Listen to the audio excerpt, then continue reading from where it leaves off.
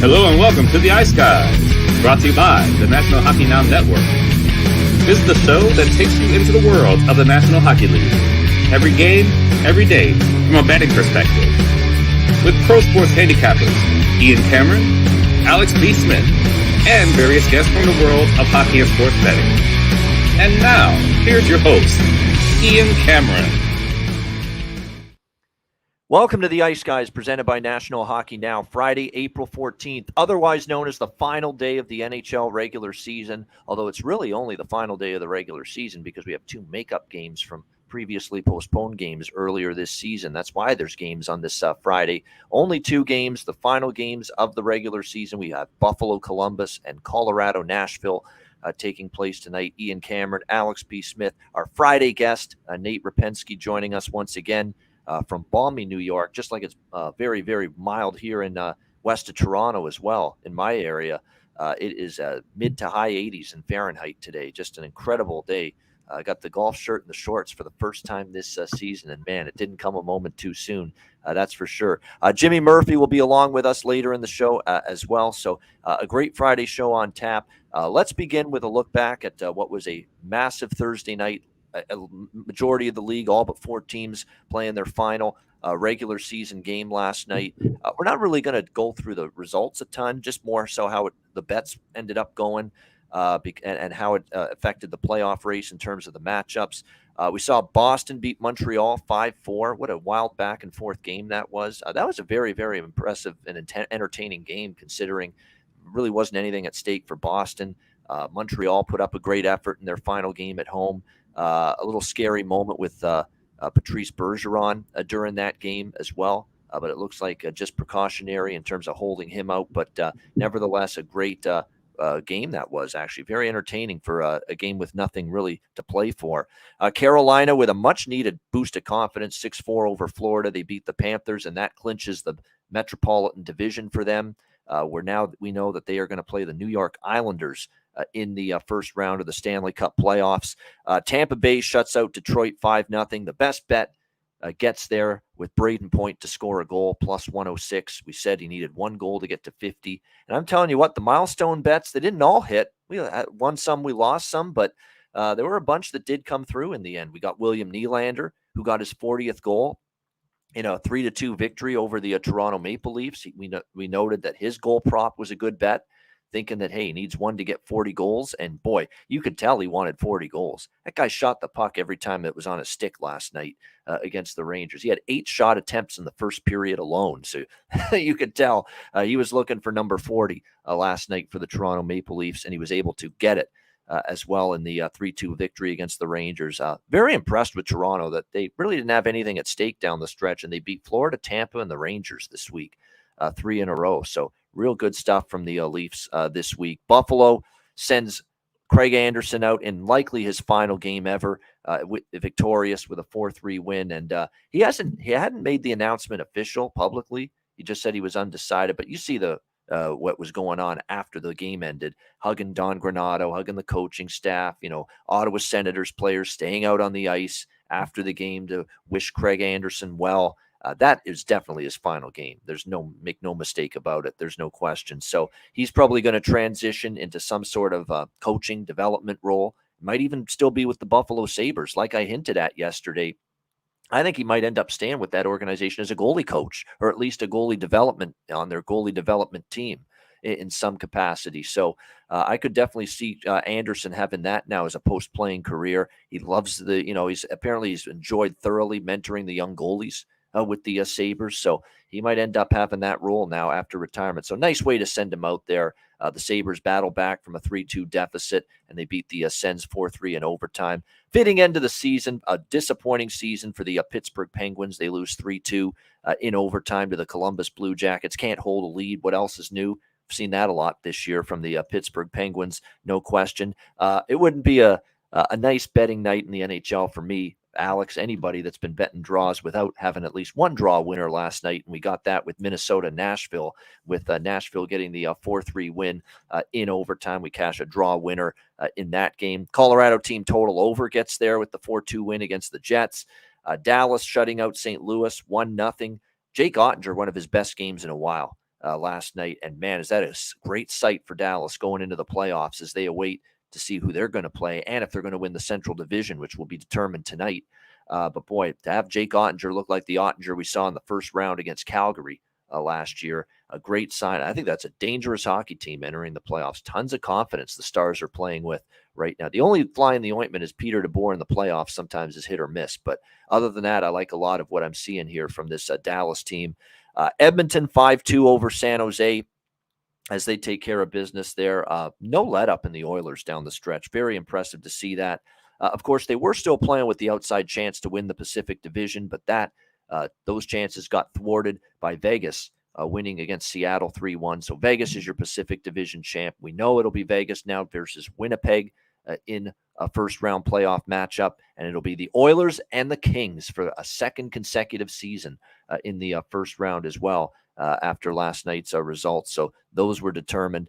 We saw Vancouver beat Arizona 5-4 in overtime. The Eddie Lack Cup, as I like to say, and Canucks were victorious. Of course, Eddie's joining us on the preview show tomorrow. And it was a back-and-forth game. The over was never in doubt. Good play there on over 6.5. So good to see that get there. LA Kings with a 5-3 win against Anaheim. This was another great milestone player achievement prop game for me.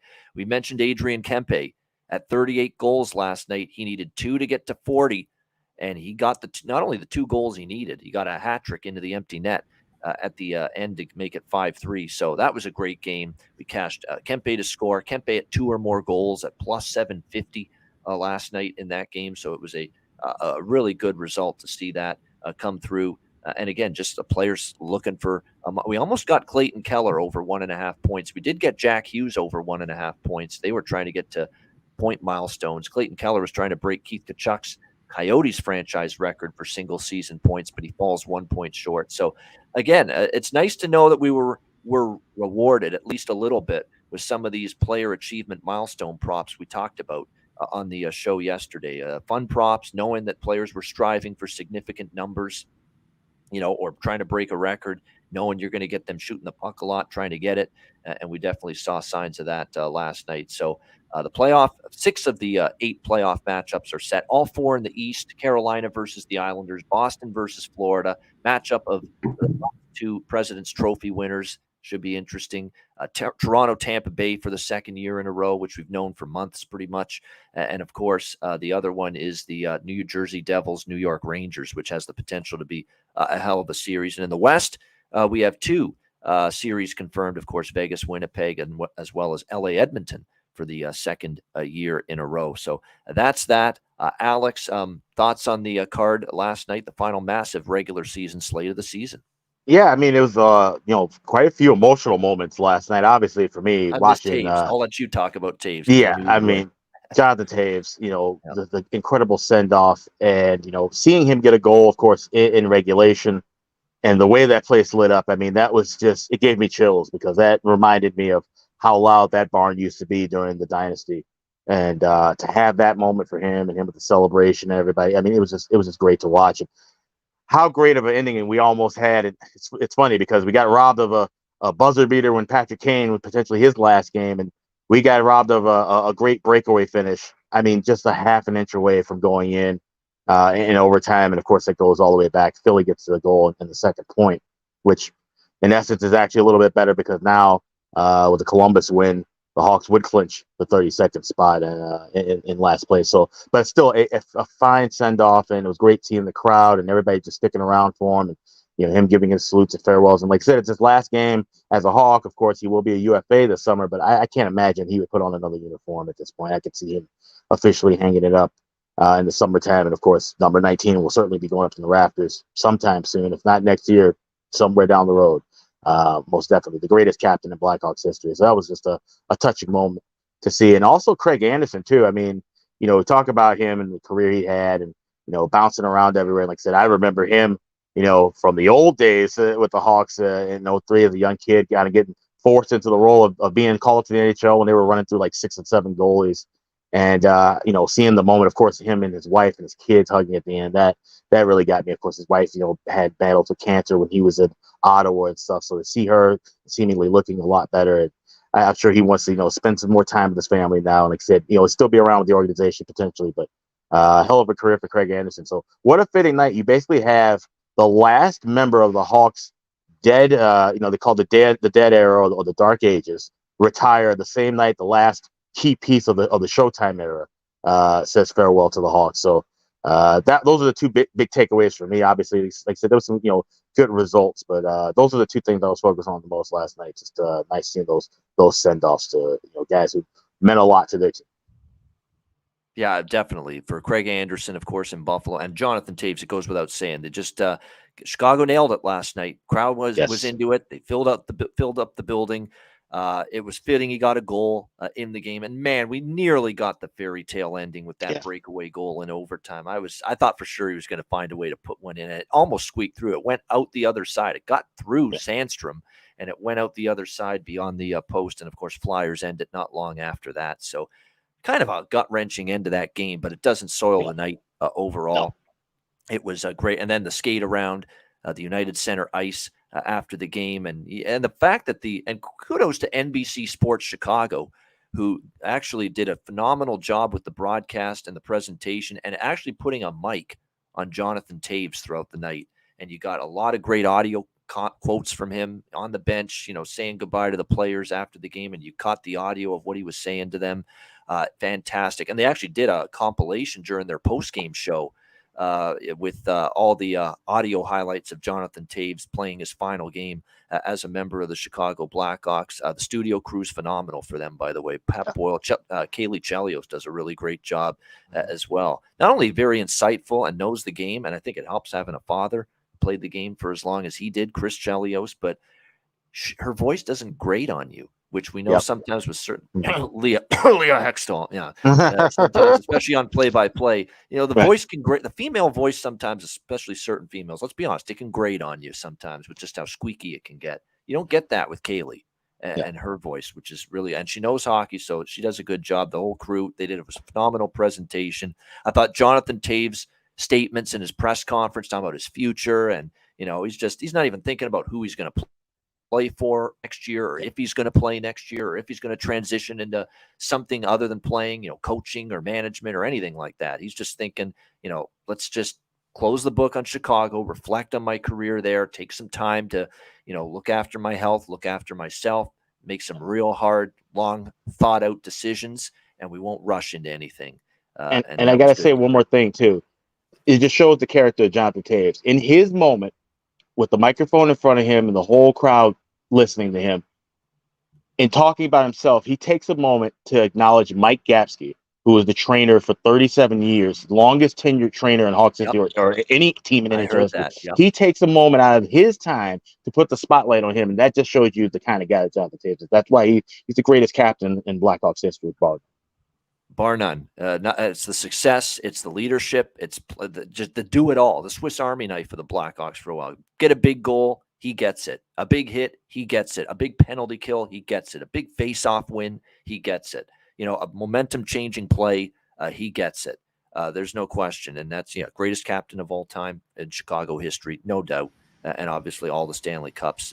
Of course, it's absolutely undebatable as far as that goes. Nate, it's of course been a couple of weeks since we've seen you. Just what did you think of what we saw last night? Yeah, I think you guys covered a lot of the major storylines. To double click on Toews briefly.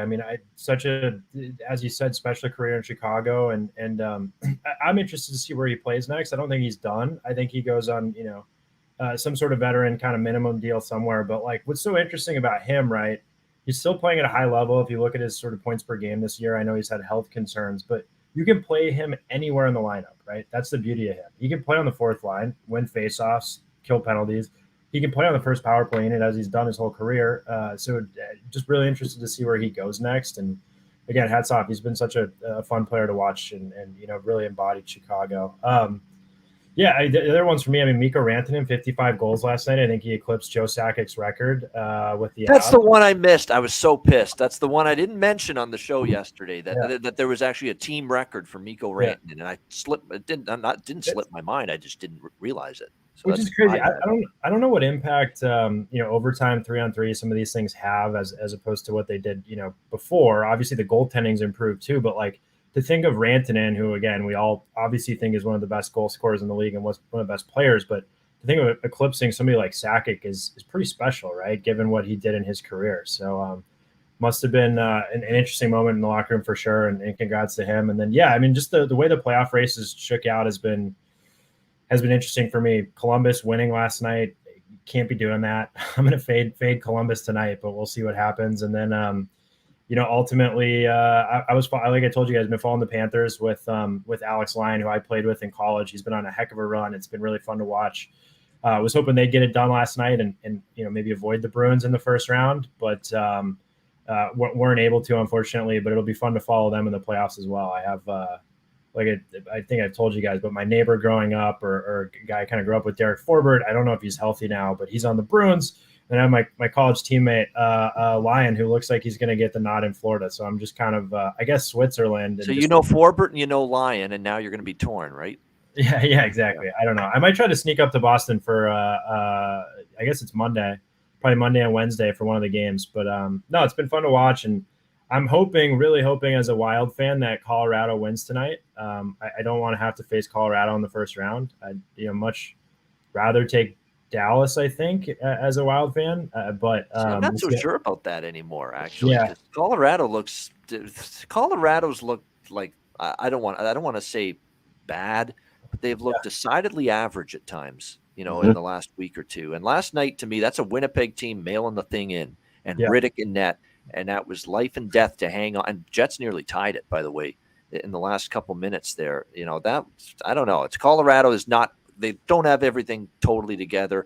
And I hated the body language and the tone of voice in Nathan MacKinnon yesterday when he was talking about Gabriel Landeskog being shut down for the rest of the season and missing the entire playoffs, saying this kills us. What do you mean it kills you? What kind of thing is that to say? You're the defending Stanley Cup champions. Right. You played all season without the guy, and you've still had even with ups and downs and lots of injuries at points this season, you've still managed to have a pretty good season overall. Now you're telling us this kills us? That's like a defeatist attitude. Yeah. Sounds like it to me. I mean, that's not the kind of quote I want to hear out of one of the best player on the team, pretty much, him and Makar, 1A, 1B in that regard.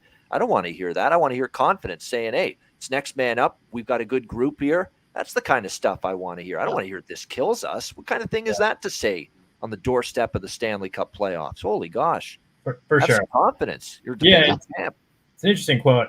Landeskog, I think some of these guys, and obviously he was probably being honest to a fault there, maybe could have hidden some of that concern. But I think Landeskog's another guy. Like you talk about somebody like Johnny Toews, but Gabriel Landeskog, and it's tough to put anyone in the same sentence as Johnny Toews, but just the way he plays defensively out there, responsible in all situations. Certainly Colorado is going to miss him, right? Because you just don't replace a guy like that in the lineup. Right. Will be interesting. They don't. I get the impact of him not being there. It's huge. I mean, it's just the leadership, captain of the team, great at both ends of the ice. There's no question. But they suffered. Yeah, great point by Rich H. I knew it was a lot of games. 500 man games this season lost to injury for Colorado. So when you factor that in, the fact that they actually still had a chance and still have a chance to win the division tonight. Right. As long as they take care of business against Nashville, that's remarkable. And if I'm Nathan MacKinnon, I'm looking at everything we've been through this year and the fact we might still win Central and stay. And if we had our ups and downs and, if we look vulnerable at times, definitely. And I think they have, no doubt. But to come out there yesterday on the eve of the playoffs here and say this kills us, man, it's just such a negative thought process to have. Yeah. Where's your positivity? Where's your confidence? You're defending champ. You've had a good season in spite of 500 man games lost. Why the hell are you saying something like that? It boggled my mind hearing that from Nate. Yeah, I heard that too. And honestly, Wild fans should definitely want to play Colorado before Dallas because the mindset in Dallas is nothing of that. It's quite the opposite. So Colorado feels like the team that would be most beatable. And I think the Wild would be the team to give them that trouble. Colorado plays, Seattle potentially. I just don't see where that would be. Even like I said, even with all the adversity they've had, this is the first playoffs for the Kraken, second year ever. The jitters might be there where they weren't for Vegas the first year they went to the playoffs. So, Colorado, I'm sure they would rather play Seattle, honestly, and I think the Wild would rather play the Avs. For sure. For sure, I think you'd rather play Seattle. The other thing with Seattle is it's just kind of scoring by committee. And I think we've seen in past playoffs that sort of dies for teams at some point, right? You need top-end talent at some point on the power play, wherever, to get that big goal. I mean, I've seen it with Wild teams my whole life. We've always been sort of scoring by committee. Thank God we have Kaprizov now, but it just doesn't work. You need that top-end talent to take over at some point. I think you need a blend of it. You need your top end guys to be able to steal your games, much like a goaltender. But you'll need those bottom end. You know, Ian and I were talking about yesterday. Those bottom end guys are the ones that come in and score you those goals in double overtime, or send the game to OT, or the unsung heroes. They happen every postseason. So you need a blend of both. And I think the Wild, and the fact that they've always had a good depth core, now that they have that star player to lean on it too, that is a good balance. Yeah, I just think when you look like Seattle, I agree with you. You see the third line, the fourth line, it's so important in terms of zone time, momentum, all those things. But like you look at Seattle, right? Their leading scorer is McCann. Like, I just think you look at the top end when you need that goal from your power play, when things aren't going well, when you don't have zone time and you need a special play. I just look up down their roster, and it's really a team that doesn't scare me in the playoffs. It's going to be interesting to see how it plays out. There's no question about that. We lost Alex, but it looks like just as Alex will be back. It probably just his internet popped out just for a second. But there we go. Alex is back, and it looks like just in time Jimmy Murphy joined us. Great timing for Jimmy, because we're just about to get into, before we get into the two games tonight, the big two news items of the day in the NHL, starting with the Pittsburgh Penguins cleaning house. Ron Hextall, GM, out. President of Hockey Ops Brian Burke, out. The assistant GM is gone as well. So a complete front office cleansing for the Pittsburgh Penguins after a very disappointing, bitterly disappointing season for them. And look, it is what it is. I mean, Hextall, did he make his share of blunders? Absolutely.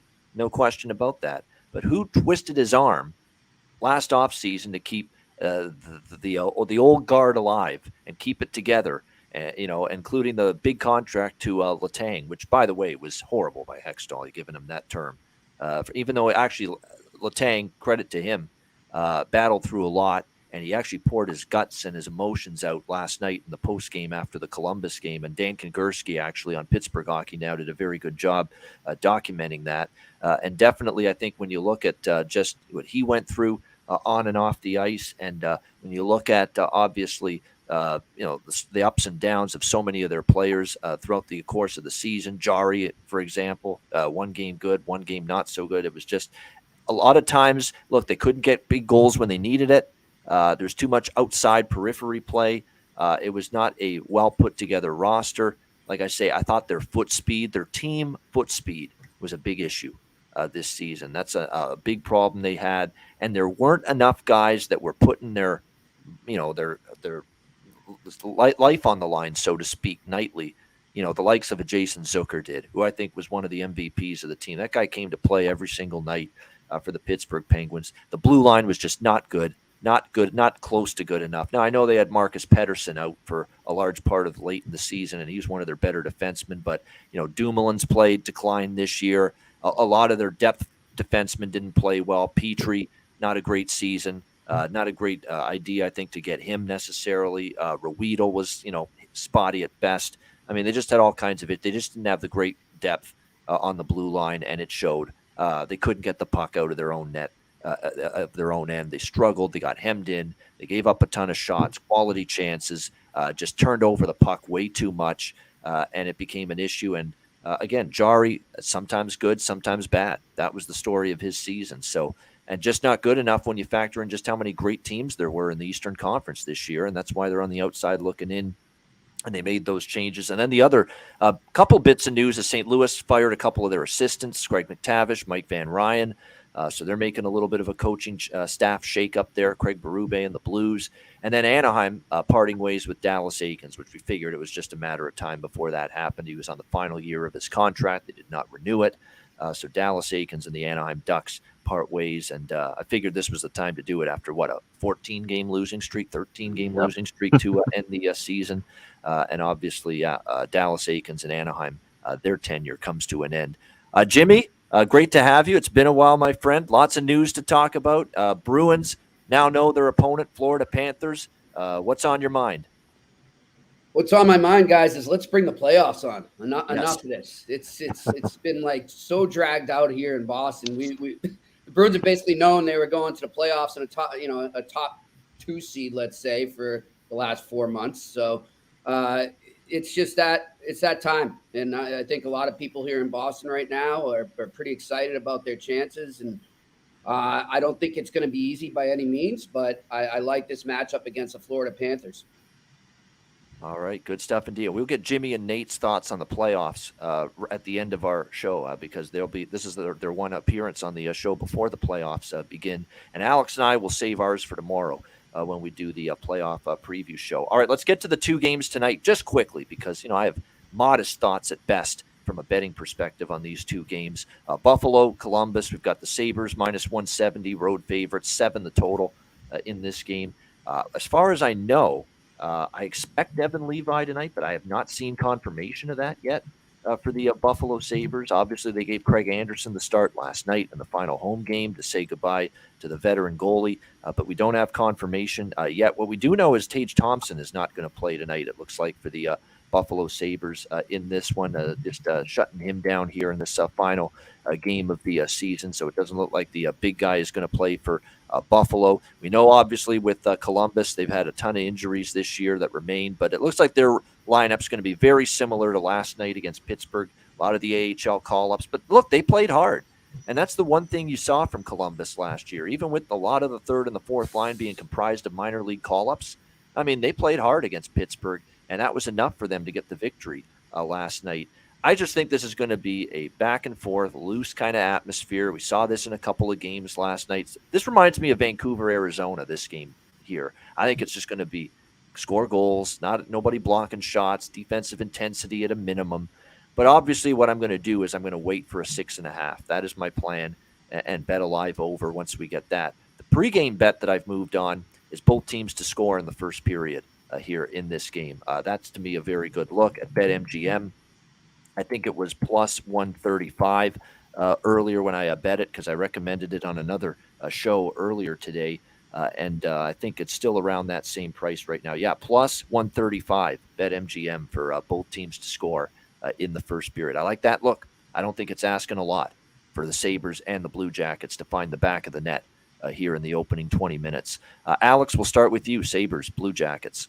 Yeah, I wouldn't bet this game of Monopoly money, to be honest. This is, like I said, to roll the puck out and see who gets to the last goal, basically. Rooting for the Blue Jackets, of course, because like I said, a win for them means the Hawks are officially the 32nd team in that race. So that's what I'm hoping to see, but who knows what's going to really happen. Like I said, I heard that Levi might not play. Then I was hearing that, he is projected to be a starter. So like I said, keep an eye on whatever's going to happen with the Sabres in net before you make any kind of decision.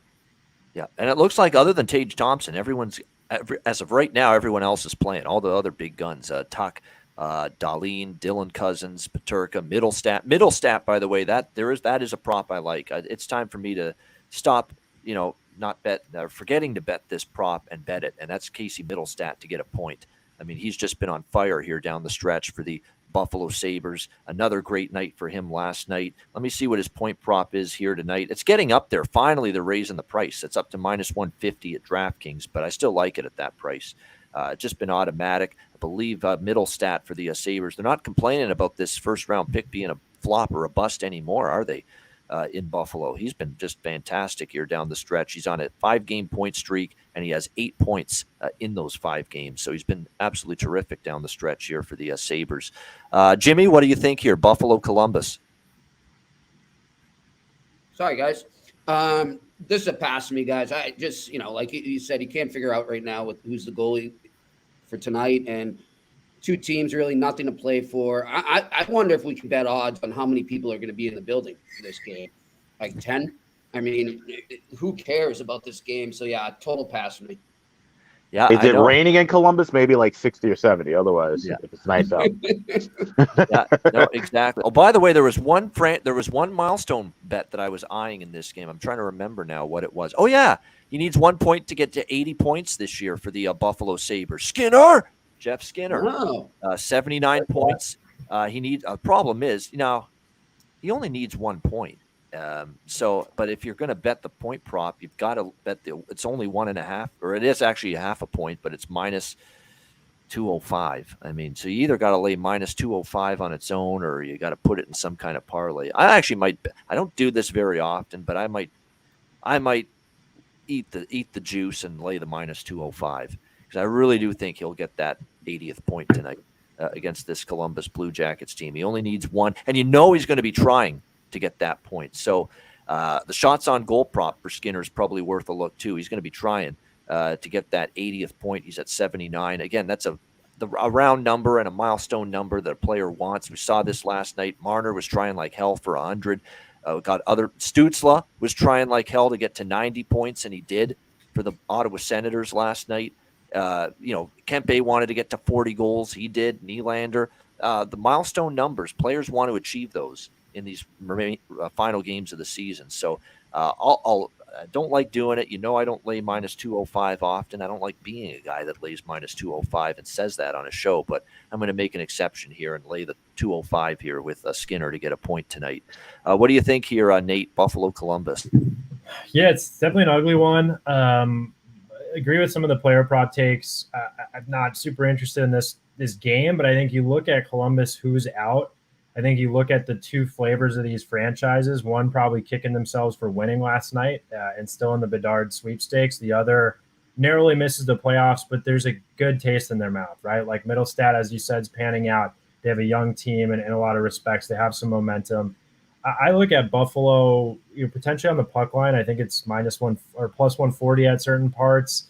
I also think I'm going to wait to see the goaltending matchup, but I think I'd probably take Buffalo either in regulation -130 or puck line if Levi plays.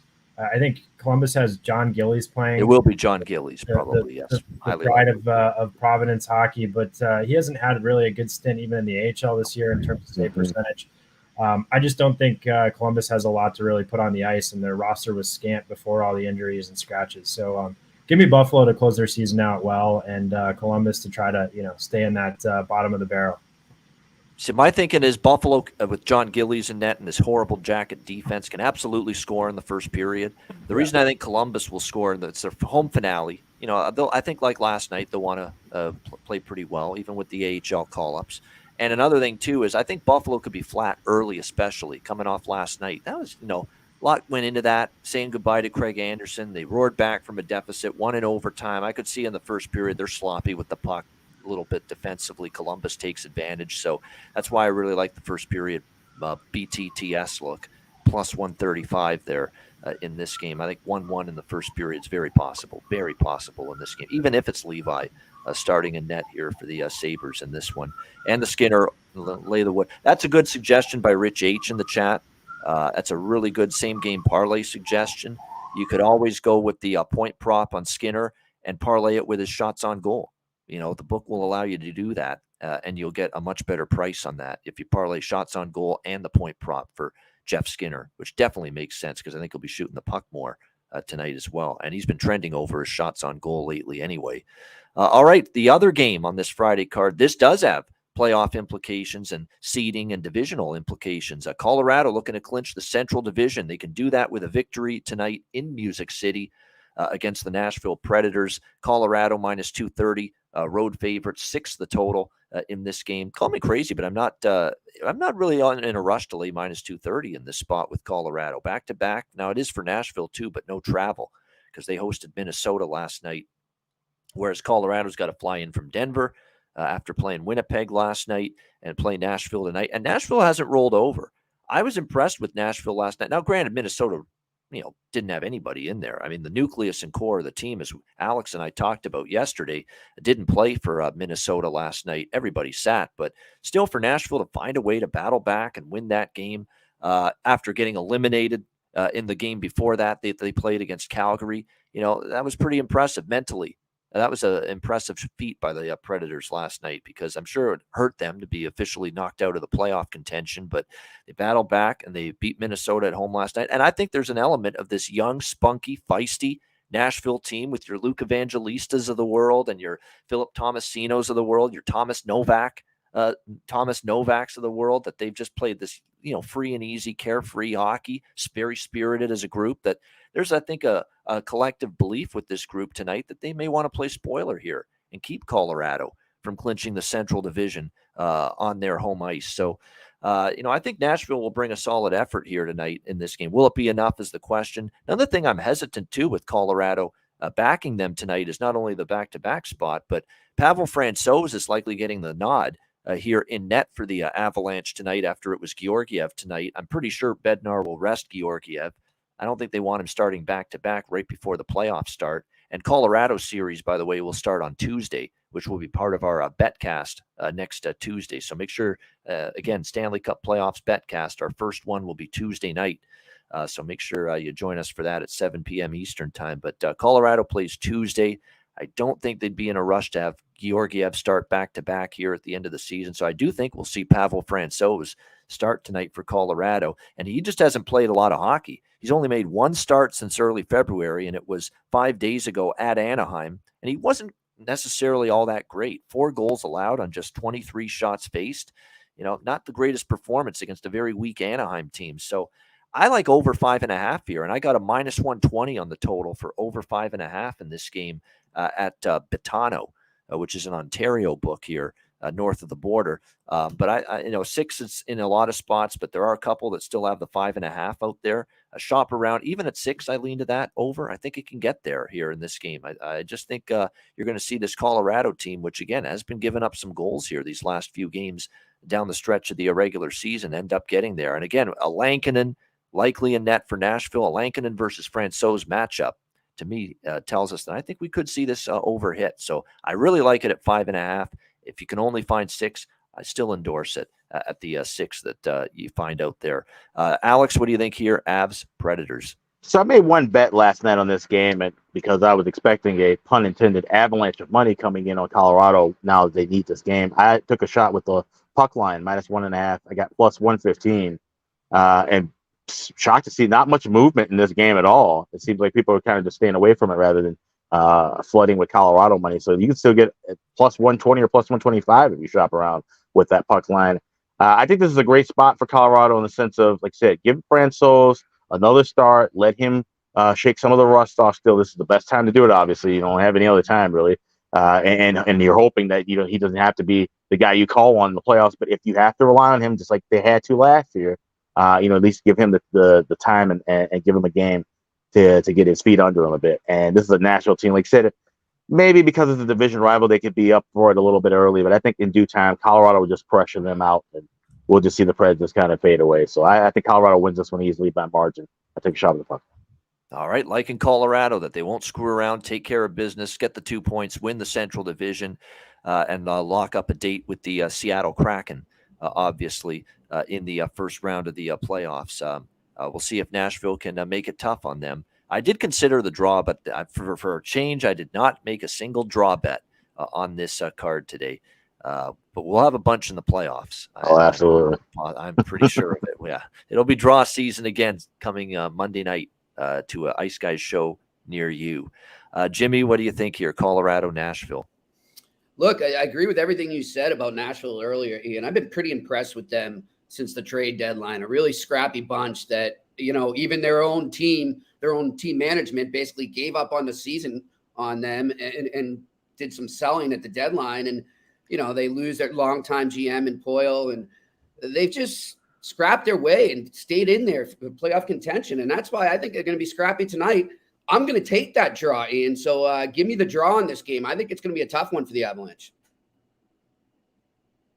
All right, good stuff. Liking the draw here in this game is Jimmy Murphy. And yeah, I did lean that way. And the draw, again, chop around, because usually FanDuel lately, I have found every day since I've, really been paying attention to what the FanDuel prices are on the draw bets, I've noticed FanDuel's consistently beating the other markets in terms of the best price out there. And it's plus 360 for the draw at FanDuel in this game. Nate, what do you think here? Avs, Preds. Yeah, I don't love either side. I think to your point, Preds have been playing with some momentum and playing hard. Colorado obviously has all the motivation here tonight. So maybe you see Nashville come out a little sluggish. If I could find 5.5, or if I can get it early, I'd probably look to that. I mean, if what was it? Was it 4-3 Nashville last night in the Minnesota game? Yeah. Yeah. I mean, if those lineups can put up 7, particularly Minnesota, like with who they had on the ice last night, I think Colorado finds a way to score. They probably get a couple special teams goals tonight. I'll count on Nashville to chip in, and so I'd probably look over 5.5, wait a few minutes, and maybe look to get it live. But I'm not going to take juice on Colorado tonight. I think who really knows how they come out, even though they do have kind of all the motivation. So largely a pass for me. All right, largely a pass for Nate in this one. Prop wise, anything Rantanen tonight makes sense. Rantanen's been just a gold for the Colorado Avalanche. Now his point props, obviously, if you're over 1.5 plus 125, you could look at that. But certainly shots on goal. We've talked about this. He's been going over 3.5 shots on goal just so often down the stretch, and it's only minus 130 for his over 3.5 shots on goal. So Rantanen for sure. Worth a look here in this one here. McKinnon, and I might sprinkle on McKinnon to score again tonight because, again, he needs one more goal to get to 40.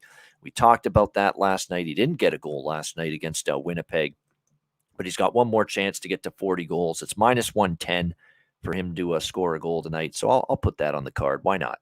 He's trying to get to 40.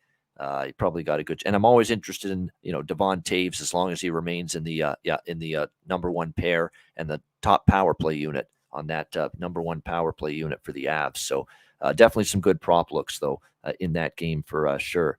And you know what? We will be doing the ads after the playoff breakdowns. We'll go back to back with the ads for Gramco and Manscaped. We'll do our playoff thoughts from our two guests. Alex and I are going to save our thoughts for tomorrow when we do the Stanley Cup Playoff preview show at noon Eastern tomorrow. Make sure you join us for that. It'll be a lot of fun. Definitely with two goalies joining us, Eddie Lack and Kevin Beach. So it'll be a goalie factory on the Ice Guys show for the Stanley Cup Playoff preview. But Jimmy, we know all 4 matchups in the Eastern Conference: Boston, Florida, New Jersey, New York Rangers, Carolina, New York Islanders, Toronto, Tampa for the second year in a row. And out west, so far, we know it's going to be Vegas versus Winnipeg. And for the second year in a row, LA versus Edmonton. 6 of the 8 matchups determined. How are you seeing things, Jimmy, in the first round? Well, look, like I said, I'm just psyched that we're here finally to the playoffs. But I'll start with the with the Bruins Panthers here with the series I'll be covering. I think. Can the Panthers beat the Bruins? I think anyone can beat anyone, right? I mean, we've seen major upsets before. Anything can happen. I just don't see it happening. I think out of the options the Bruins were looking at heading into last night, whether it be the Islanders or the Panthers, I think they lucked out with the better matchup for them. I think the Islanders with Sorokin, as we know, could get really hot and would have given them a lot of fits. And the Islanders play a frustrating brand of hockey that's built for the playoffs. So I think that's why they – to me, could have pulled off the upset more than the Panthers can, but I don't think either team would beat them. So I like the Bruins in 5 at best here. I'm leaning more towards a sweep, but I'll play it safe and say Bruins in 5 in this series. And looking across, guys, I'm pretty psyched for the Rangers Devils. I think this is a rivalry that I really was a fan of back in the day in the 80s and 90s, and this was a fun rivalry. And to see it get going again here in the playoffs will be great. I like this one to go 7. I'm going to take the Rangers, though. I think experience wins out in a clutch game 7, so I like the Rangers in 7 there. All right, let's all right, so there we go. Jimmy's thoughts right and there. As for Toronto and Tampa Bay, guys, look, I've been touting it all year. I think this is the year Toronto gets by the first round. I really do, and I think that they finally have a team that can beat the Tampa Bay Lightning. I think Toronto is built more for the playoffs than they have been before, and they don't lean just as much as they used to on finesse and skill. They've got some grit, and I think Samsonov is an underrated goalie. I think he can get hot. I like the Maple Leafs in 6 here, guys, to knock off the Tampa Bay Lightning in the first round. And I don't know what it is. That's the team I'm worried about, guys. In the second round, if they face the Bruins, I really think that Toronto could give them a run for their money. Let's not forget, every series they've had, while the Bruins have won, have gone to 7 the last 3 straight times. And, it kind of scares me being a longtime Red Sox fan and growing up around here when the Red Sox couldn't beat the Yankees. and that curse was going. And, you know, it was just like, no matter what, it was heartbreak after heartbreak after heartbreak. But then that Aaron Boone home run, and it was sort of like, that was it, you know, like that, enough is enough. And I kind of feel like Toronto has that going for them right now. And that's going to be a very interesting series for the Bruins if they do face the Leafs, because I think Toronto is sort of that Red Sox team that was trying to break that curse and then finally got over the hump. I don't know if it's this year, but that's where I see them right now. It feels right. It smells right. It looks right for Toronto to finally get this done. And Tampa looks as vulnerable as can be right now. And everything's telling me this is the time. But how many times? I dread possibly us coming back here in 2-3 weeks, and I've got to yell and scream for the third fucking year in a row on this show about the Toronto Maple Leafs and their epic failures. And if I have to do that again, so help me God, if I have to do that again with this fucking team, I don't know what I'm going to do. I mean, imagine them, man. And I'm not even a Leafs fan, and I'm getting that agitated. Yeah.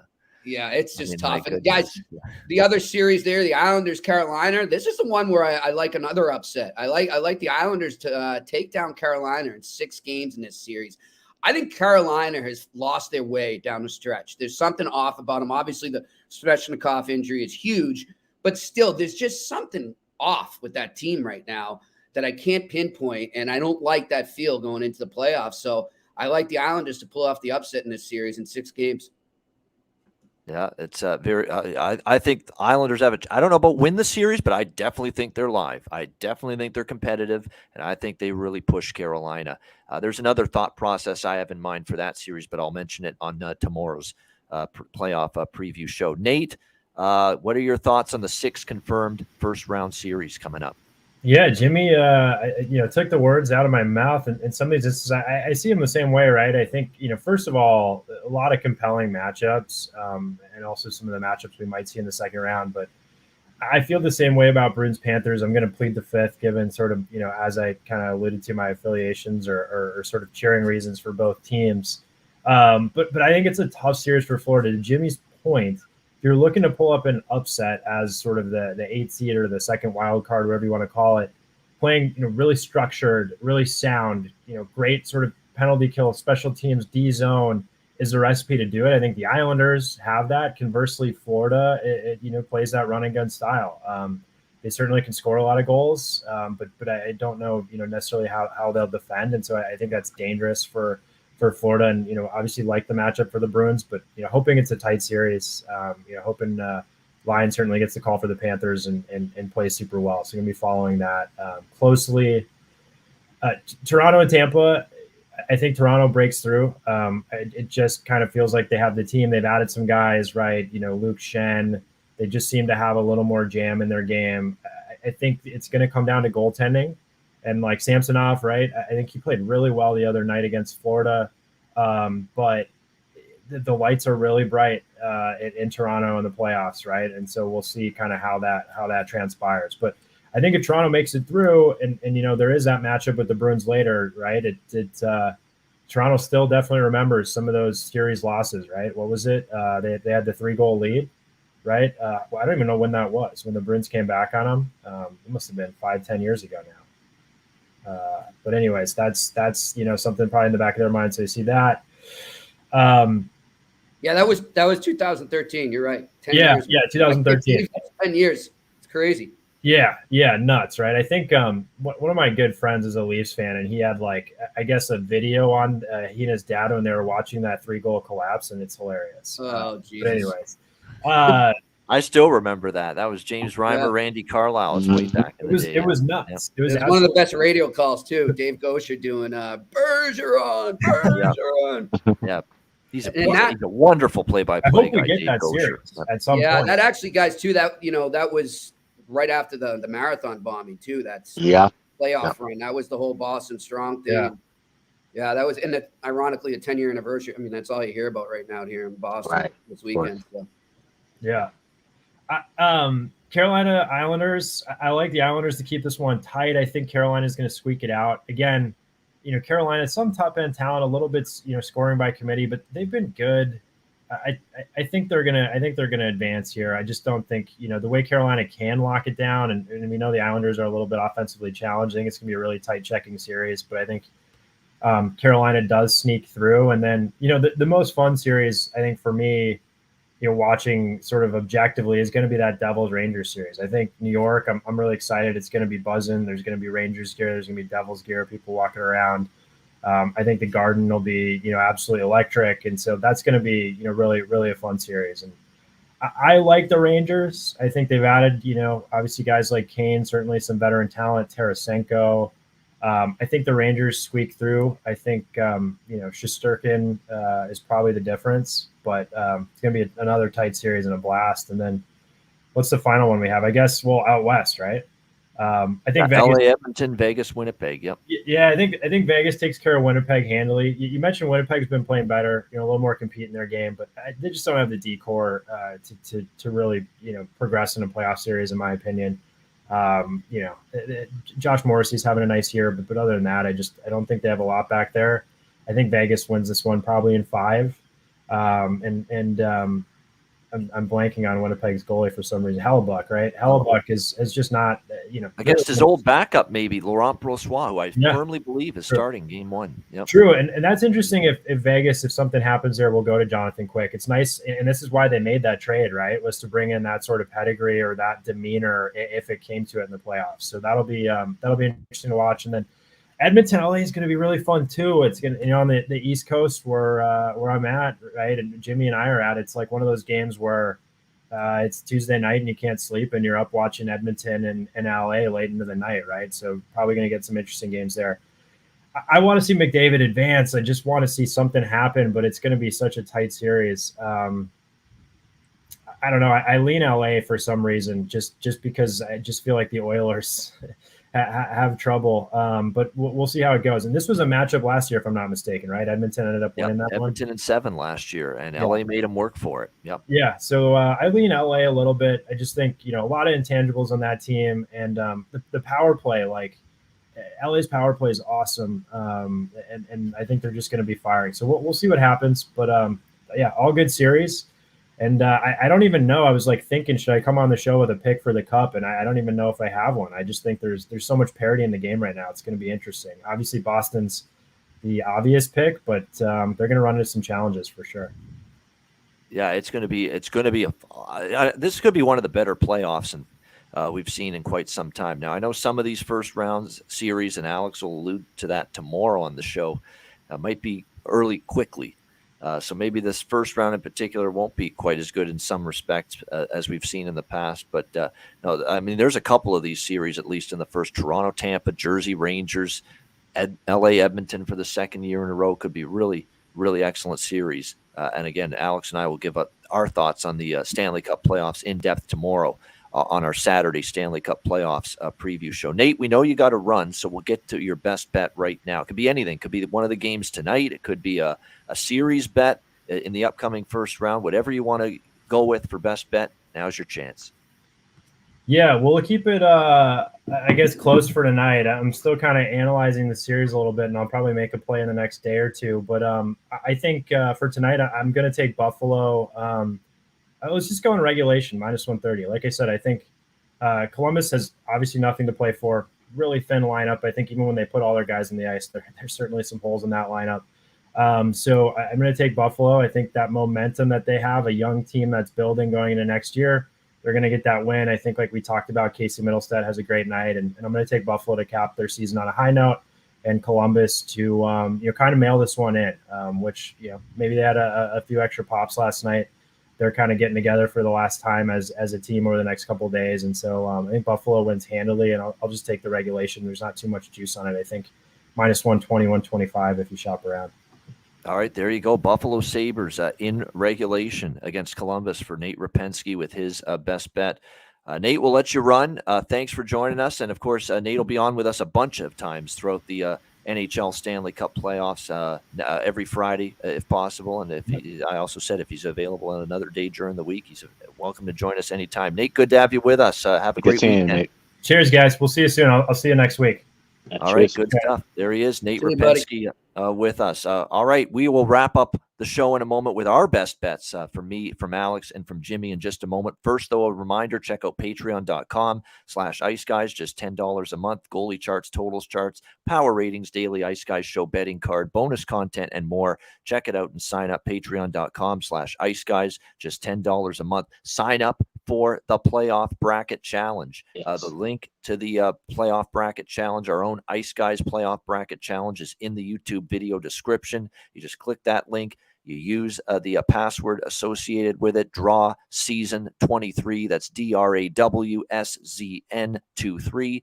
You use that as the password, and you can sign up and be part of our great bracket challenge. We've already got 26 signups last check, so that's very good to see. Keep that number rising.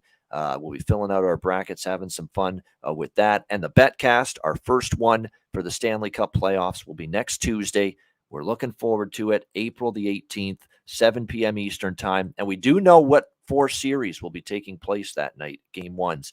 Devils, Rangers, Leafs, Lightning, Dallas or Minnesota versus Colorado will be that night as well, and Vegas, Winnipeg. So those are going to be the 4 games on Tuesday night on our first Ice Guys Stanley Cup Playoffs live betcast. So make sure you join us Tuesday night. As always, DM me at Bobano on Twitter or email bobano350@gmail.com to request a link to join us on the betcast on Tuesday night.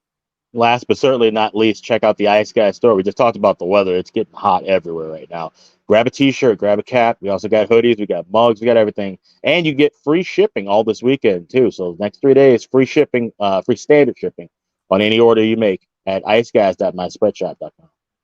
All right, great stuff. We'll hear from Gramco and Manscaped, and then we'll get to best bets right after that. Support for the Ice Guys is brought to you by Gramco. Whether you or your team's game is on the field, screen, racetrack, court, or the ice, Gramco is for the game.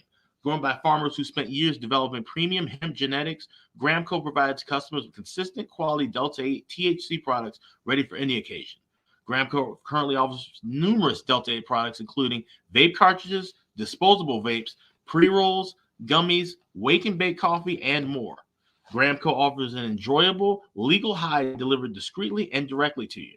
Gramco is also available at many American retailers as well. You can get the best Delta 8 cannabis products on the market shipped quickly and discreetly from Gramco. And if you visit www.thegramco.com, use promo code ICEGUYS, you will get 20% off of every order, and any order that's on the site over $50 will be shipped free with standard shipping. So live elevated with Gramco and check out their wonderful Delta 8 products today.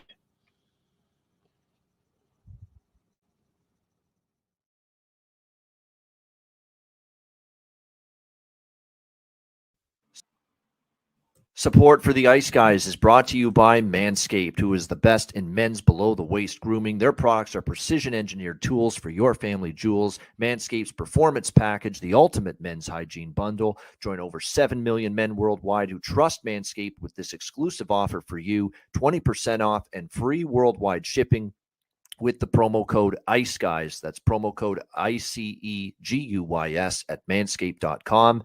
If my math is correct, it's about 14 million balls that you can preserve. The Performance Package 4.0 is the complete accessory package to take care of everything that is required. You've got, of course, the Lawnmower 4.0.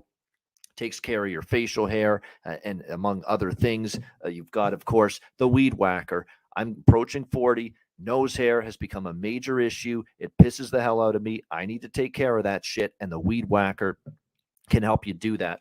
Both of these products, waterproof and a 4000K LED spotlight for a more precise shave. And you'll also be able to take care of those delicate areas with the ball toner, with the ball deodorant, keep you smelling good, looking good, and feeling good down in the nether regions. This complete Performance Package 4.0 will take care of everything for you, for all you guys out there, and it's courtesy of our good friends at manscaped.com. So get 20% off and free shipping with the promo code ICEGUYS at manscaped.com. That's 20% off with free shipping at manscaped.com.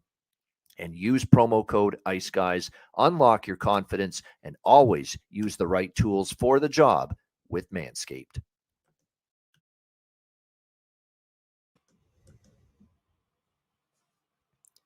All right, we're back here on the Ice Guys and ready to wrap things up with best bets. Alex, we'll start with you. Best bet, it doesn't actually have to be tonight's games. It can be anything, but we might save the playoff stuff for tomorrow. But anything you want, best bet. Should I give it out? Because I've already been saying this for like literally 4 weeks, and I'm going to say it about 3 more times tomorrow. Go ahead and grab the Boston Bruins in a sweep. So Bruins to win series 4-0 plus 500 is the price that I was able to grab. Shop around for that. Might see that number come down. I think a lot of people might tail this being a quick series. So grab it as soon as you can. Bruins to sweep the Florida Panthers in the first round plus 500. That is my best bet. All right, sweep hard, real hard. The curling lingo right there. Boston Bruins sweep over the Florida Panthers for Alex B. Smith. Best bet. Jimmy, best bet. Yeah, look, guys, I'm going to do kind of a bigger future one here. Give me the Edmonton Oilers to make it to the Stanley Cup final, and then I'll take the Bruins to win the Stanley Cup. I think it's going to be an Oilers-Bruins Cup, little rematch from the days when I was growing up as a Bruins fan, seeing those Gretzky. 1990, Peter Klima. And then, you had to go there, didn't you? Yeah. You had to go there, didn't you? Heartbreak City. Yeah. Red Sox fans, we always said this. Red Sox fans had Bucky fucking Dent, and the Bruins have Peter fucking Klima.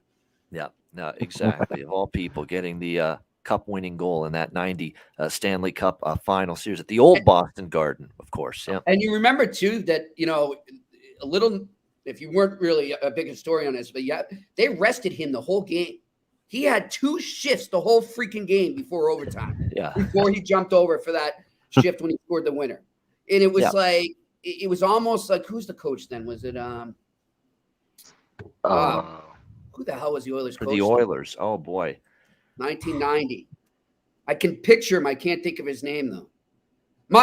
John Muckler. Muckler, yeah. Of course, yeah. Yep. So it was almost as if Muckler had this premonition that he was going to need him late in that game, and he just kept him fresh, and it was perfect because by that time both teams are gassed.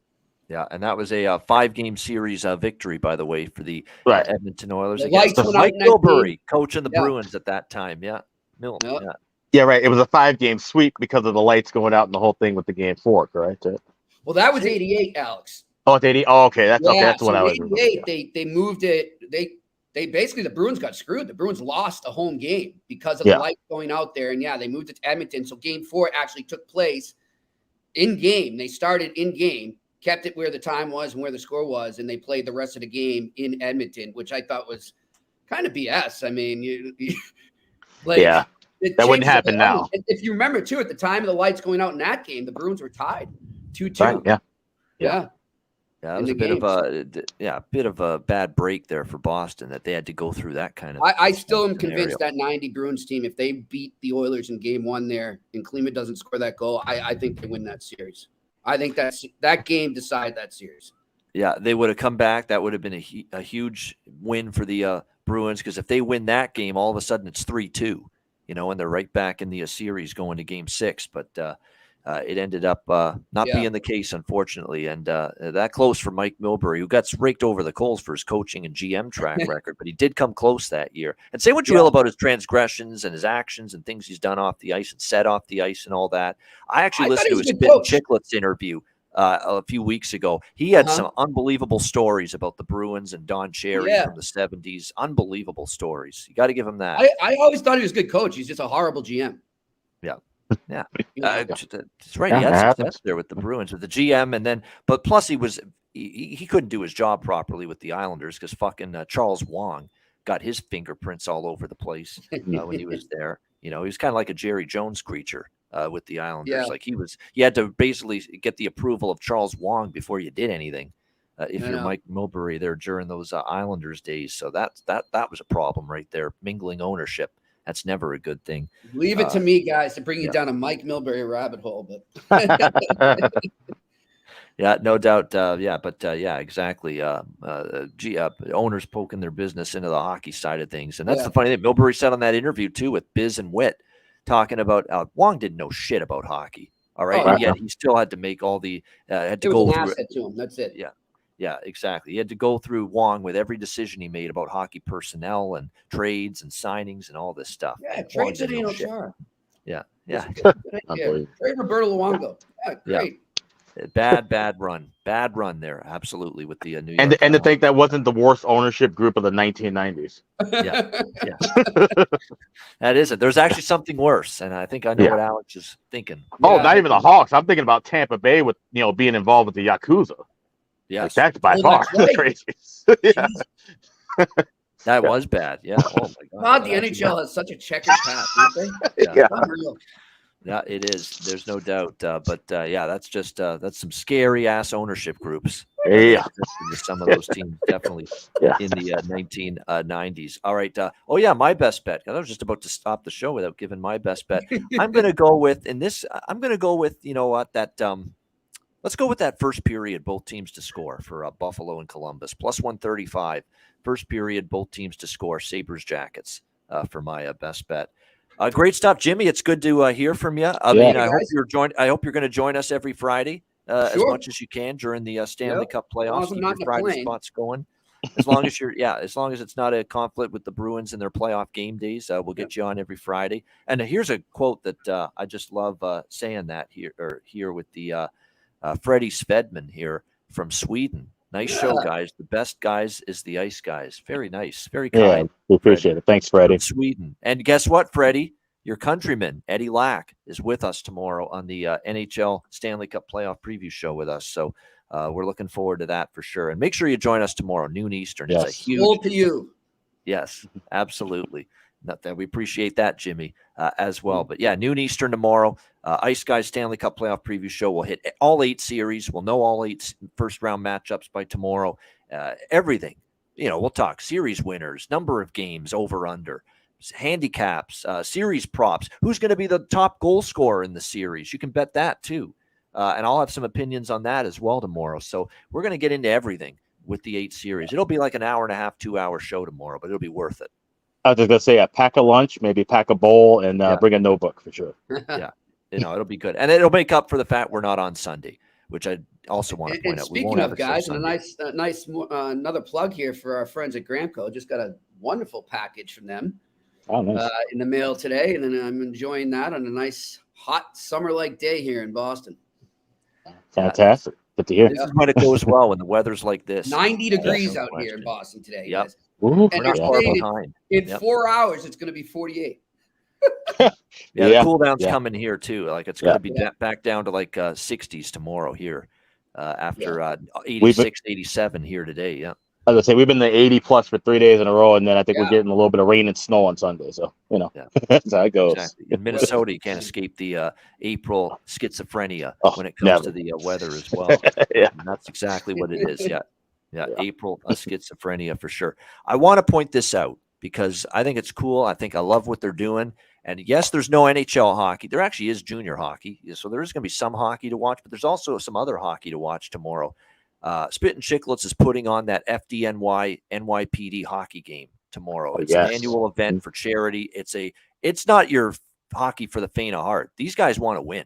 They want to beat the other guys badly. Police department wants to beat the fire department and vice versa. NYPD versus FDNY. UBS Arena, home of the Islanders, tomorrow. I think 4 o'clock, 5 o'clock Eastern time is when the game starts. And it's on the Barstool TV network. So it's just like their live streaming platform. And it's going to be like Biz and Wit and Rear Ad, all those guys. They're going to be like broadcasting the game, showing it to you start to finish. So I'm actually into that. I'm going to watch that because all I've heard all these years is it's the 49th year. Now they've done this annual FDNY versus NYPD charity game. It's intense. They say these guys play like a Stanley Cup. They want to win it. Guys, I know a friend of mine, Todd Carroll's the name. He actually played in a couple of those. And he said it's a war. I mean, like, it's insane. And then I don't know if you guys remember the show Rescue Me with Dennis Leary. And that was kind of a side story in that show was the hockey game they would have with the police, the firemen and the police. And my buddy Todd actually was in that. He was an extra in that, a player in that. But it's a huge thing in New York. Like it's an event. Yeah. I mean, and there's a ton of like parties that go on around it. And I know there's this Irish group, this great Irish punk group called the Narrowbacks. They're doing a couple shows around it. So it's a big, big event down there. Yeah. I was saying, in most major cities, there's always police and fire with different battles. In Chicago, is always a big baseball game that would take place at Comiskey. But I know as far as of all the different cities and all the different sports, yeah, New York Fire and New York Police in hockey is huge. I mean, there was a couple of actual bench clearing brawls. Yep. You can look it up. Down at the Chelsea rinks, if I'm not mistaken. Okay. And you're right. They actually, my buddy was telling me after one game that they had, everybody's out there. They had the whole patio overlooking the harbor there, and everything's going nice. And all of a sudden, some guy just clocked a fireman. A cop clocked a fireman. Next thing you knew, he said shit was flying, bottles flying everywhere. And then they cleaned it up and were buying each other drinks. Right. Yep. That's the thing. They just have some beers after the fact, after all the chaos, and just move on. And they respect each other at the end of the day. Yeah. Right. Of course. Yeah. They do. But they say there's no friends on the ice. It is just play for keeps. And they already said in the interview, because they've been interviewed on multiple shows leading up to promote and hype this thing. They already said, there's going to be multiple fights, guaranteed. Yeah. Guaranteed. There will be. There will be. It's going to be a hell. And now that they're going to be televised, via the online streaming via Barstool with the Chicklets crew, they're definitely going to, I think, amp it up even more. This rivalry made for television, so to speak. But I'm going to tune into that. What a great timing it was too, because there's no NHL playoffs this weekend, so they kind of get a little extra spotlight for it this tomorrow as well, since the playoffs don't start till Monday. So that'll be fun to watch. Hopefully the playoff preview show will be fun to watch tomorrow, and we hope you join us for that. We appreciate it. A reminder, the Ice Guys is live 7 days a week, Monday to Friday, 2 p.m. Eastern, Saturday and Sunday, noon Eastern. If you can't watch the show live, download the Ice Guys podcast in audio form on all major podcast platforms: Google Podcasts, Apple Podcasts, Spotify, Stitcher, iHeartRadio, Amazon Music, and more. Download the Ice Guys podcast when you can't watch the show live. For Alex B. Smith, for our Friday guests, Jimmy Murphy and Nate Repensky, we thank them for joining us. I'm Ian Cameron. Have a great Friday night. Enjoy the games and good luck. And join us tomorrow on Saturday, noon Eastern, and it's our big Stanley Cup playoff preview show bonanza right here on the Ice Guys, presented by National Hockey Now.